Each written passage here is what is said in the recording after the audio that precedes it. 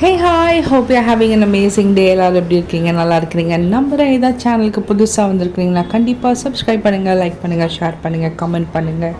And நிறைய பேர் subscribe பண்ணாமல் பார்க்குறீங்க, கண்டிப்பாக சப்ஸ்கிரைப் பண்ணுங்கள். இன்றைக்கி ஒரு க்ரீன் மசாலா ஃபிஷ் ஃப்ரை, கொஞ்சம் ஹரியாலி ஃபிஷ் ஃப்ரை மாதிரி இருக்கும்.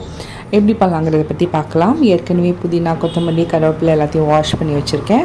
அது எல்லாத்தையும் ஒரு பிளெண்டரில் ஆட் பண்ணிக்கலாம். அது கூட காரத்துக்காக பச்சை மிளகாய், மிளகு அப்படின்னு ஆட் பண்ணுறேன். கொஞ்சம் சீரகம், சோம்பு இதெல்லாம் ஒரு ஃப்ளேவருக்காக ஆட் பண்ணிவிட்டு அதை வந்து நல்லா அரைச்சி எடுத்துகிட்டு வந்துக்கலாம்.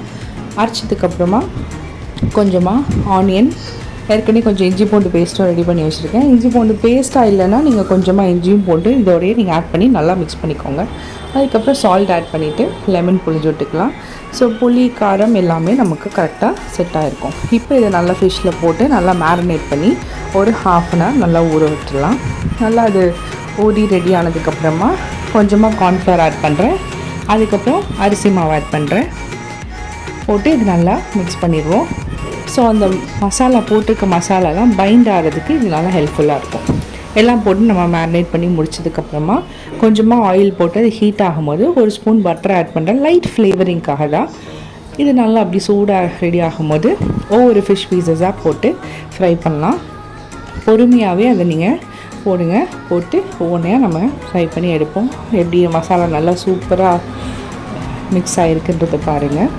போட்டதுக்கப்புறமா அந்த பவுலில் இருக்கிற கொஞ்சம் மசாலா மேலே அப்படி சும்மா ஃப்ளேவரிங் இன்னும் கொஞ்சம் என்ஹான்ஸ் பண்ணுறதுக்காக போட்டு வச்சுக்கோங்க. நீங்கள் திருப்பினதுக்கப்புறமும் ஃபிஷ்ஷை திருப்பும் போதும் பொறுமையாக அதை திருப்பிட்டு இந்த சைட்லேயும் நீங்கள் கொஞ்சம் அந்த எக்ஸஸ் மசாலாலாம் நீங்கள் போட்டு வச்சிங்கன்னா அந்த ஃப்ளேவர் நம்ம சாப்பிடும்போது நல்லா கிடைக்கும். அது அப்படி நீங்கள் பண்ணிக்கலாம். இப்போ நான் அதை திருப்பி போடுறேன். திருப்பி போட்டுட்டு இருக்கிற கொஞ்சம் மசாலாவை திரும்ப மேலே அங்கங்கே அதை வச்சு விட்டுட்டோன்னா சாப்பிடும் போது என்ன மசாலா போட்டிருக்கோமோ அந்த ஃப்ளேவர் நமக்கு நல்லா இன்ஃப்யூஸ் தான் சூப்பராக கிடைக்கும். இப்போ இதை வந்து நம்ம பொறுமையாக மிதமான சூட்டில் நம்ம வந்து பொரிச்சு எடுக்கப்புறோம். இப்போ நான் வந்து ஃப்ளேம் என்ன பண்ணியிருக்கிறேன் அப்படின்னா ஃபஸ்ட்டு நான் நடு ஃப்ளேமில் வச்சது தான். எந்த ஃப்ளேமில் வச்சுருக்கனோ அதுக்கப்புறம் நான் அந்த ஃப்ளேம் அட்ஜஸ்ட் பண்ணவே இல்லை. அது நீங்கள் ஆயிலில் கூட நீங்கள் பார்க்கலாம். செகண்ட் பேட்ச் நான் பொரிக்கும் போது நான் அந்த ஆயில் காட்டுறேன்.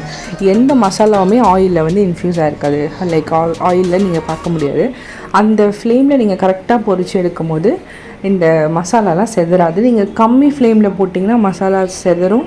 ஜாஸ்தி ஃப்ளேமில் வச்சிட்டிங்கன்னா ரொம்ப வெளியே கருகிரும், உள்ள ஃபிஷ் வேகாது. அந்த மாதிரி ஆயிரும். அதனால் நடு ஃப்ளேமில் வச்சு ஆயில் சூடு பண்ணிட்டதுக்கப்புறமா மீன் போட்டதுக்கப்புறம் எந்த ஃப்ளேமும் நீங்கள் அட்ஜஸ்ட் பண்ண வேண்டாம். அதே ஃப்ளேமில் அப்படியே வச்சுக்க. இப்போ பாருங்கள், ஆயிலில் அந்த மசாலாலாம் போகலை. செகண்ட் பேட்சும் நான் இப்போ பொரிக்க போட்டிருக்கேன். ஆயில் வந்து நம்ம என்ன கலரில் வச்சுருக்கோமோ அதே மாதிரி தான் இருக்குது. இப்போ இது ரெடி ஆகிட்டு இருக்கட்டும், நம்ம பிளேட்டிங் பண்ணிடலாம். இப்போ இது கூட வந்து நான் மயோனைஸ் ரெடி பண்ணியிருக்கேன். என்னோடய சேனல் ஆல்ரெடி இருக்குது. நிறைய சேனல்ஸில் நீங்களும் பார்த்துருப்பீங்க மயோனைஸ் ரெடி பண்ணணுன்ட்டு.